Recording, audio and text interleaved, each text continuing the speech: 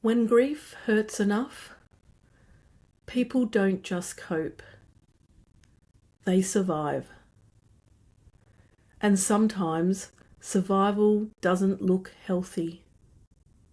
Sometimes it looks like drinking more, working constantly, avoiding people, shutting down, scrolling endlessly, using substances, staying busy, never stopping, or never getting out of bed. And if you've done those things, you are not alone. Hi, and welcome back to Grieving Greatly. Today, I want to talk about something we don't discuss enough in grief.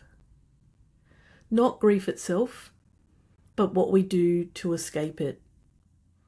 Because grief is painful, sometimes unbearably painful, and human beings are wired to move away from pain. So when loss enters your life, sometimes coping slowly becomes escaping, and often we don't realize it's happening until much later. One of the biggest myths about grief is that people avoid grief because they don't care. Most people avoid grief because they care so deeply. Because pain feels impossible. Because sometimes the loss feels too enormous to sit beside. So the brain does what brains do. It protects, it distracts, it numbs, it survives. Avoidance is not weakness, it's usually protection. The problem is, protection can become prison. Grief and addiction often sit closer together than people realise. Not because grieving people are broken, but because pain is so exhausting. Sometimes alcohol becomes sleep. Sometimes drug becomes quiet. Sometimes food becomes comfort. Sometimes spending becomes distraction. Sometimes work becomes avoidance. Sometimes exercise becomes escape. For me, there were periods where I absolutely escaped, because staying present with grief felt unbearable. I think many grieving people carry enormous shame about that. And here's what I know now. You can understand why you coped the way you did without staying stuck there. Sometimes escaping doesn't look dramatic. Sometimes it looks like feeling nothing.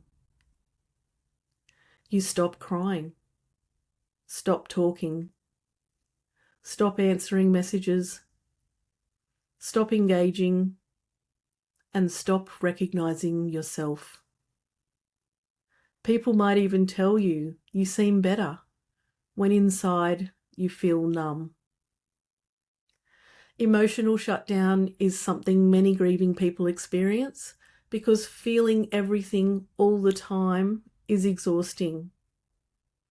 So eventually the nervous system sometimes says, I can't do this anymore. Avoidance can become sneaky.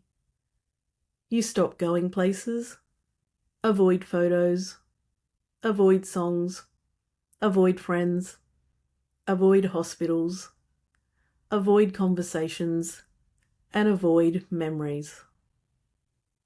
Sometimes you avoid the things you used to love because they remind you. The difficult thing about avoidance is this: it works, at least temporarily. That's why we keep doing it. But eventually, our world can become smaller and smaller, and grief still follows us there. Many grieving people ask, what's wrong with me? Why can't I cope better? Why am I still doing this? I want to challenge something. Maybe the better question is, what pain am I trying to protect myself from? Because shame rarely creates healing. understanding often does. Recovery from unhealthy coping rarely looks neat. You might stop drinking, start again, withdraw less, then isolate, reach out, then disappear. That doesn't mean failure. It means being human. The goal isn't perfection. The goal is building enough safety that you don't need survival strategies quite so much anymore.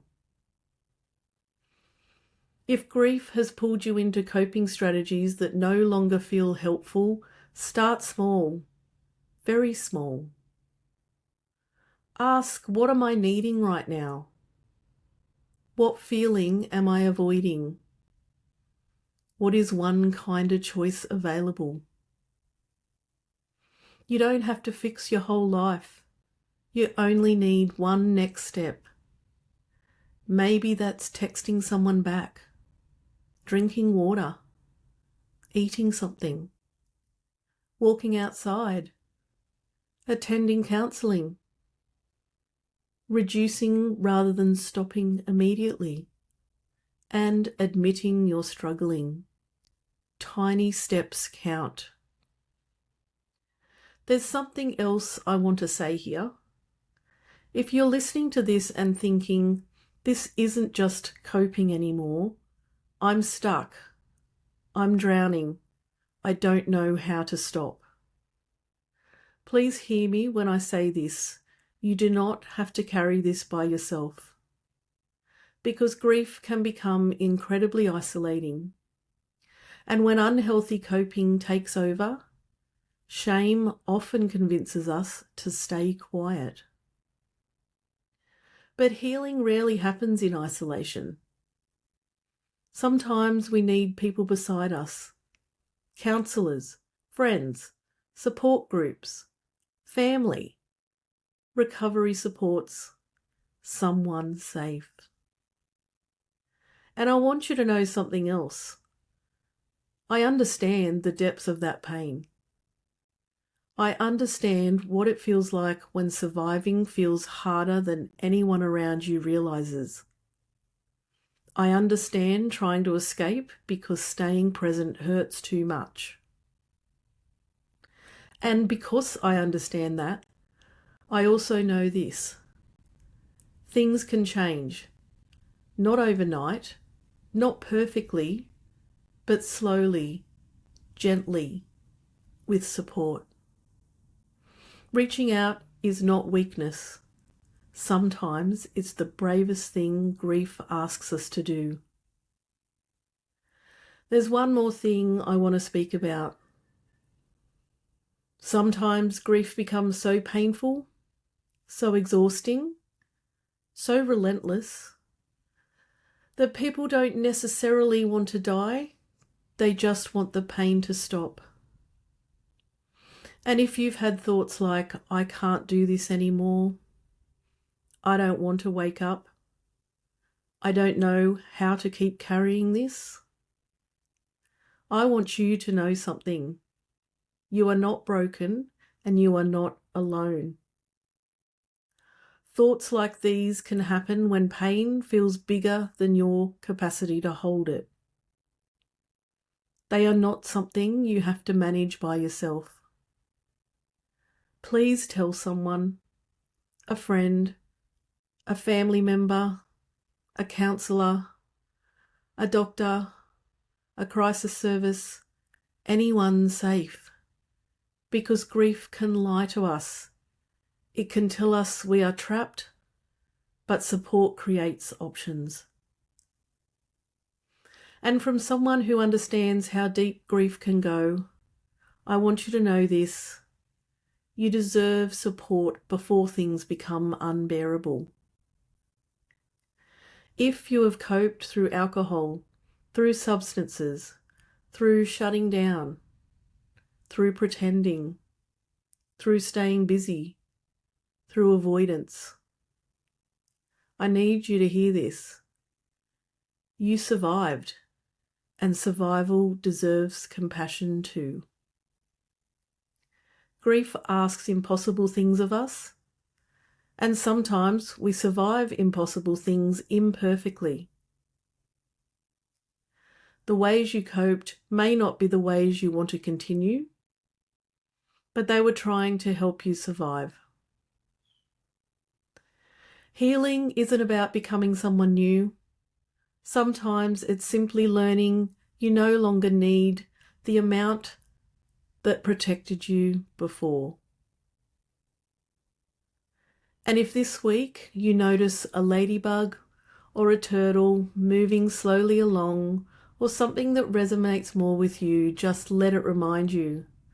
Slow change is still change, small steps still count, and you are allowed to rebuild gently.